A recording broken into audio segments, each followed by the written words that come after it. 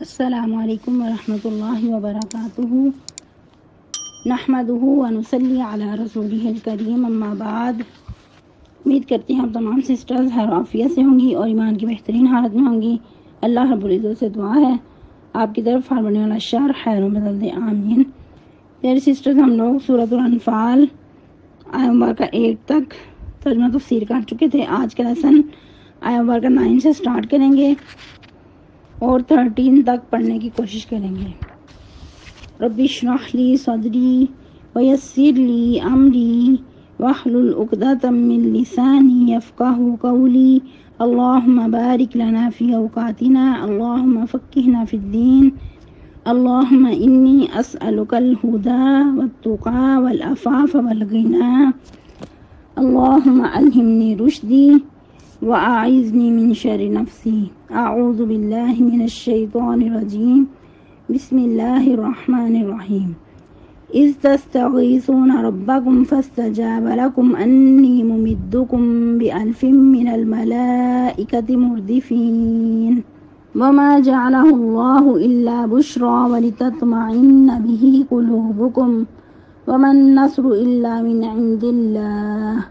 ان اللہ عزیز حکیم۔ اذ یغشیکم النعاس امنة منہ وینزل علیکم من السماء ماء لیطہرکم بہ ویذہب عنکم رجز الشیطان ولیربط علی قلوبکم ویثبت بہ الاقدام۔ اذ یوحی ربک الی الملائکۃ انی معکم فثبتوا الذین آمنوا سألقی فی قلوب الذین کفروا الرعب فاضربوا فوق الأعناق واضربوا منهم كل بنان ذلك بأنهم شاقوا الله ورسوله ومن يشاقق الله ورسوله فإن الله شديد العقاب۔ ٹرانسلیشن۔ لیحق الحق ویبطل الباطل، تاکہ سچ کو سچ کر دے، ویبطل الباطل اور باطل کو باطل کر دے، ولو کرہ المجرمون اور اگرچہ ناخوش ہوں گناہگار۔ استستغیثون ربکم، جب فریاد رسی کر رہے تھے تم اپنے رب سے، فاستجاب لکم، تو اس نے تمہاری دعا قبول کی، انی ممدکم، بے شک میں مدد کروں گا تمہاری، بألف ملائکۃ مردفین، 1000 فرشتے بھیج کر جو ایک دوسرے کے پیچھے آنے والے ہیں۔ وما جعلہ اللہ الا بشرا، اور نہیں بنایا اس کو اللہ نے مگر خوشخبری، ولتطمئن بہ قلوبکم، اور تاکہ اطمینان حاصل کریں اس سے دل تمہارے، وما النصر الا من عند اللہ، اور نہیں ہے مدد مگر اللہ کی طرف سے، ان اللہ عزیز حکیم، یقیناً اللہ تعالیٰ بہت زیادہ غالب اور حکمت والا ہے۔ اذ یغشیکم النعاس امنة منہ، جب ڈانپ رہی تھی تمہیں اونگ، امنة منہ، امن والی اس کی طرف سے، وینزل علیکم من السماء ماء، اور وہ اتار رہا تھا تم پر آسمان سے پانی، لیطہرکم بہ، تاکہ وہ تمہیں اس کے ذریعے پاک کرے، ویذہب عنکم رجز الشیطان، اور تم سے دور کر دے گندگی شیطان کی، ولیربط علی قلوبکم، اور تاکہ مضبوط کر دے تمہارے دلوں کو، ویثبت بہ الاقدام، اور ثابت قدم رکھ دے تمہیں۔ اذ یوحی ربک الی الملائکہ،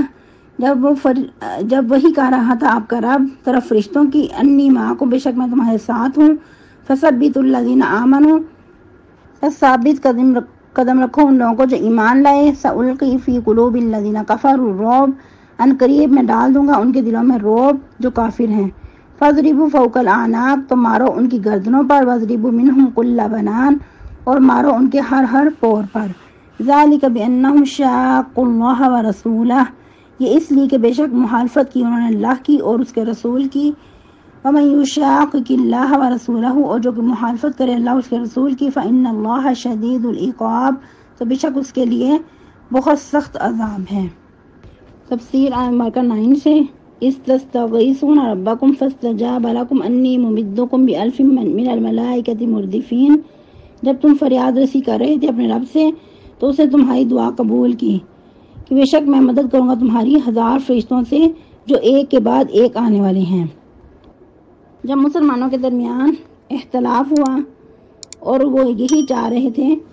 کہ جو قافلہ شان و شوکت کے ساتھ مال اسباب سے لدا ہوا ہے وہ ہی ہمارے ہاتھ آئے اور جنگ کے بغیر ہی ہم وہ اس قافلے کو ہتھیار لیں، لیکن اللہ سبحانہ و تعالیٰ کی منشا کچھ اور تھی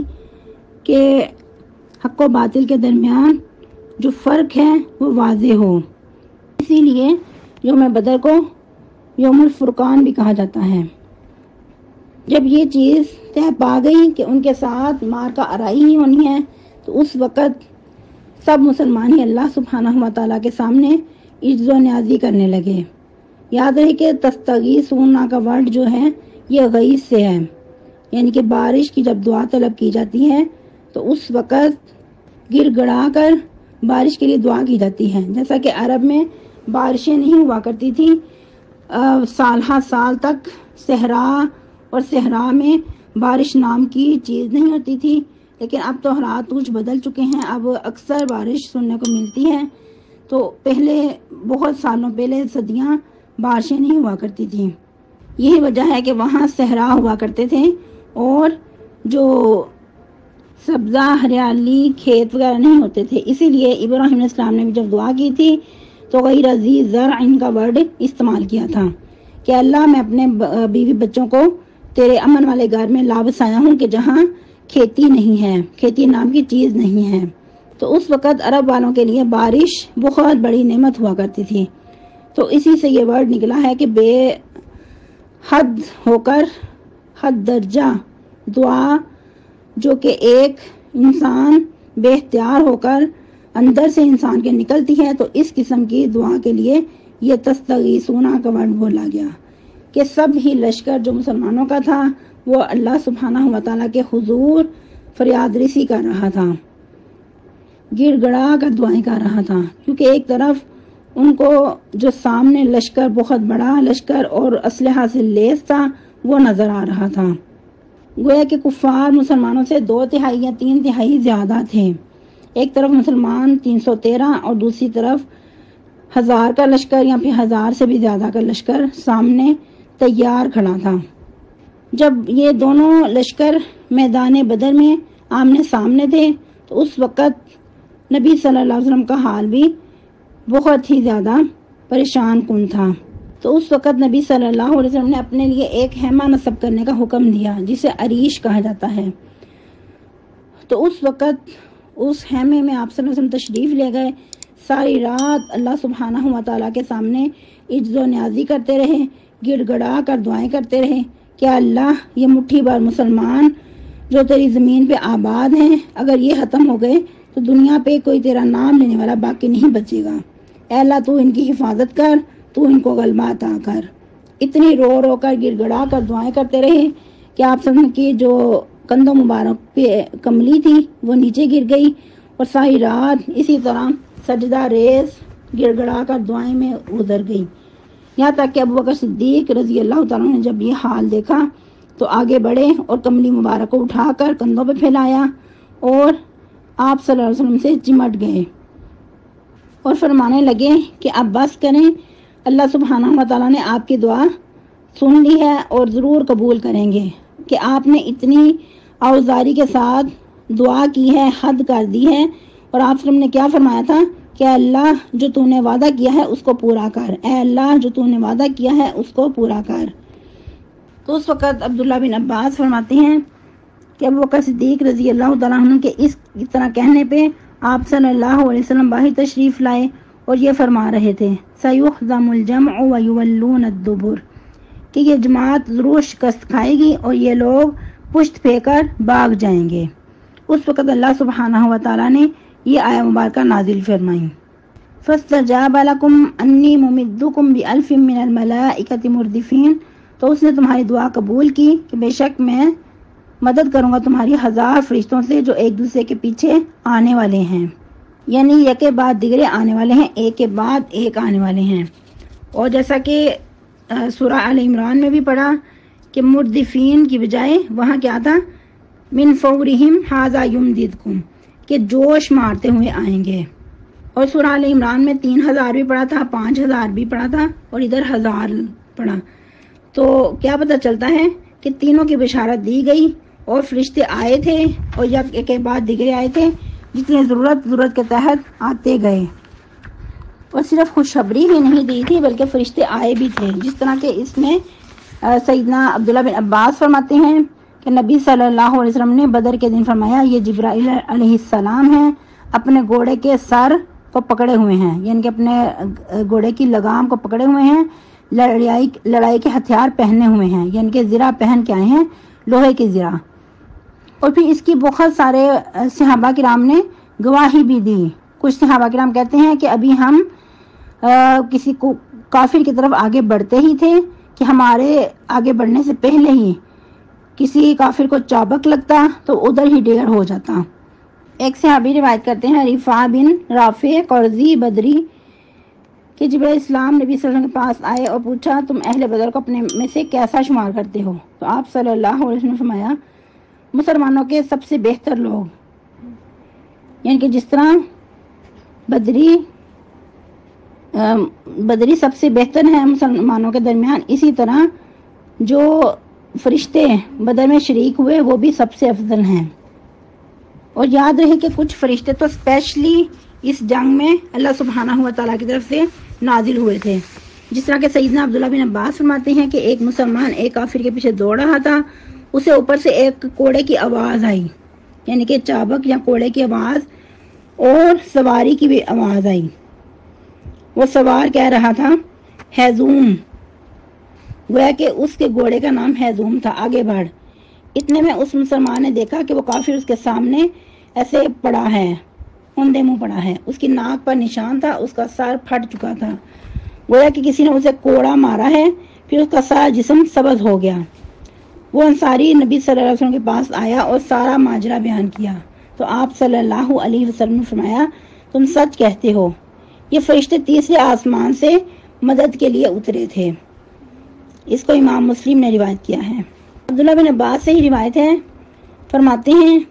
کہ مسلمانوں نے 70 کفار کو قتل کیا اور 70 کو قید کیا، یعنی کہ ان میں ہی ابو جہل بھی تھا جو اتنا للکار رہا تھا اور کہہ رہا تھا کہ اس دن کو ہم یادگیری بنائیں گے، ہر سال آ کے جہاں جشن منایا کریں گے، یہاں اونٹ ذبح کیا کریں گے، خوب ادھر کھائیں پیئیں گے اور لونڈیاں بھی نچایا کریں گے، اور اس دن کو مزید یادگیر بنائیں گے. تو وہی ابو جہل ادھر بری موت مرا، اور ایسے تمام لوگوں کو اللہ سبحانہ و تعالیٰ کے حکم سے گھسیٹ کر بدر کے کنویں کے اندر پھینک دیا گیا. اور یاد رہے کہ یہ جگہیں آج بھی عبرت کا نشان بنی ہوئی ہیں. جہاں نبی صلی اللہ علیہ وسلم نے خیمہ نصب کروایا تھا اس جگہ مسجد بنا دی گئی ہے یادگیری کے لیے، اور جو کنواں ہے وہ بھی آج اس کے نشانات باقی ہیں، اور جس جگہ پہ یہ مارکہ آرائی ہوئی تھی اس جگہ کو بھی یادگیری کے لیے چھوڑ دیا گیا ہے. اور یاد رہے جن پہاڑوں پہ فرشتوں کا نزول ہوا تھا وہ پہاڑ بھی آج بھی یادگیری کے لیے موجود ہیں. اور حجاج کرام جو حج عمرے کی سعادت کے لیے جاتے ہیں تو بعد حجاج کرام وہاں ان جگہوں کی بھی زیارت کرتے ہیں اور اپنے ایمان کو جلا بخشتے ہیں. ادھر تھوڑی سی مزید وضاحت کہ کچھ لوگوں کا کہنا ہے کہ فرشتوں کا نزول ہوا تھا لیکن فرشتے بذات خود جنگ میں شریک نہیں ہوئے تھے. تو ایسے لوگوں کا ایسا نظریہ غلط ہے، کیونکہ میدان بدر میں بھی فرشتوں کا نزول ہوا، اور جیسا کہ حدیث مبارکہ آپ کے سامنے رکھی گئی، تو اور بھی بہت ساری جنگوں میں مسلمانوں کے ساتھ فرشتوں نے بھی جنگ میں حصہ لیا. جس طرح کہ اگر آپ لوگوں کو یاد ہو، جن بہنوں نے سلیکٹیو سورہ مبارکہ کی تفسیر پڑھی تھی اس کے اندر بتایا گیا تھا کہ بنو قریظہ کے ساتھ جب مارکہ آرائی ہوئی تو اس وقت جبرائیل اسلام تشریف لائے تو نبی صلی اللہ علیہ وسلم کو کہا کہ آپ نے ہتھیار اتار دیے ہیں، ہم نے تو بھی ہتھیار نہیں اتارے، اب ہمارا ارادہ بنو قریظہ کی طرف جانے کا ہے. تو اس وقت نبی صلی اللہ علیہ وسلم نے فوراً تیاری کی اور بنو قریظہ کی طرف روانہ ہوئے۔ تو کیا پتہ چلتا ہے بہت سارے فرشتوں نے بذات خود جنگوں میں حصہ لیا، پھر مسلمانوں کے ساتھ ہو کر جنگیں لڑیں۔ اور یاد رہے کہ صرف اس وقت ہی صحابہ کرام کے ساتھ ہی فرشتوں کی نصرت و مدد نہیں تھی، بلکہ آج بھی اگر مسلمان سچے اپنے ایمان میں ہوں تو ویسی ہی فضا قائم ہو سکتی ہے۔ جیسے کہ قرآن مجید کی ایک اور آیت مبارکہ سے پتہ چلتا ہے کہ فرشتے جب روح نکالنے کے لیے آتے ہیں تو کچھ ایسے خاص مسلمان جو ان کو خوشخبریاں دیتے ہیں، نحن اولیاءکم فی الحیات الدنیا وفی الآخرہ، کہ ہم دنیا میں بھی تمہارے دوست تھے اور آخرت میں بھی ہیں۔ پھر ان کو خوشخبریاں دیتے ہیں، اللہ تحزنوا اللہ تخافوا ولا تحزنوا وابشروا بالجنہ، کہ نہ خوف کرو نہ کچھ غم کھاؤ، یعنی کہ جو پہلے دنیا پہ گزر چکا اس کا نہ کچھ غم کرو اور نہ جو آگے پیش آنے والے حالات ہیں اس کا کچھ خوف کرو، اور جنت کی جو بشارتیں ہیں وہ حاصل کرو۔ سبق ہمیں کیا ملتا ہے کہ اگر ہم فرشتوں کا نزول چاہتے ہیں، فرشتوں کی اپنے ساتھ نصرت و مدد چاہتے ہیں تو اپنے ایمان کو مضبوط کرنا ہوگا۔ جس طرح صحابہ کرام کے پہاڑوں جیسے ایمان تھے تو ویسے تو ہم نہیں، شاید ان کے پاؤں کے ہاتھ کے برابر بھی نہیں، لیکن کچھ نہ کچھ انسان کوشش تو کرے، نبی صلی اللہ علیہ وسلم کی سنتوں کو اپنائے، گناہوں سے بچنے کی کوشش کرے، اول ترجیح آخرت کو دے، تو یقیناً اللہ سبحانہ و تعالی فرشتوں کے ذریعے پھر اپنے خاص بندوں کی مدد کرتے ہیں۔ اللہ سبحانہ و تعالی مزید فرما رہے ہیں، وما جعلہ اللہ الا بشرا لکم الا بشرا ولتطمئن بہ قلوبکم، اور نہیں ہے اس کو بنایا اللہ نے مگر خوشخبری اور تاکہ اطمینان حاصل کریں اس سے دل تمہارے، یعنی کہ فرشتوں کا نزول کر کے اللہ سبحانہ و تعالی نے تمہیں مضبوطی ثابت قدمی عطا کرنا مقصد تھی، تمہارے دلوں کو جمانا تھا، ورنہ مدد تو اللہ سبحانہ و تعالی کی طرف سے بھی نازل ہو سکتی تھی، کیونکہ اللہ سبحانہ و تعالی تو کن کہہ کر ہی ہر چیز ہر کام کرنے پہ قادر ہیں۔ ومن النصر الا من عند اللہ، اور نہیں ہے مدد مگر اللہ کی طرف سے، یعنی کہ فرشتوں کے ذریعے بھی اگر اللہ نے مدد کی ہے تو وہ اللہ کی خاص نصرت تھی، نہ کہ اس میں فرشتوں کا کوئی کمال تھا، نہ تمہاری اس میں کوئی برتری اور کمال ہے اور نہ ہی فرشتوں کا اس میں کوئی کمال ہے، یہ سب مدد اللہ سبحانہ و تعالیٰ کے حکم سے ہے۔ ان اللہ عزیز حکیم، یقیناً اللہ تعالیٰ بہت زیادہ غالب اور حکمت والا ہے۔ آج کے لیے اتنے کافی ہے کہ ہم لوگ آیت مبارکہ 10 تک تفسیر اور آیت مبارکہ 13 تک ٹرانسلیشن کر چکے ہیں۔ بقیہ لیسن انشاءاللہ، بقیہ جو واقعہ ہے انشاءاللہ نیکسٹ لیسن پڑھیں گے۔ سبحانک اللہم ربنا وبحمدک نشہد ان لا الہ الا انت نستغفرک ونتوب الیک۔ جو کل کا لیسن ہے کچھ بہنیں اگر رہ گئی ہیں تو مغرب تک جو سنا لے گا اس کے اٹینڈنس لگ جائے گی انشاءاللہ العزیز۔ السلام علیکم ورحمۃ اللہ وبرکاتہ۔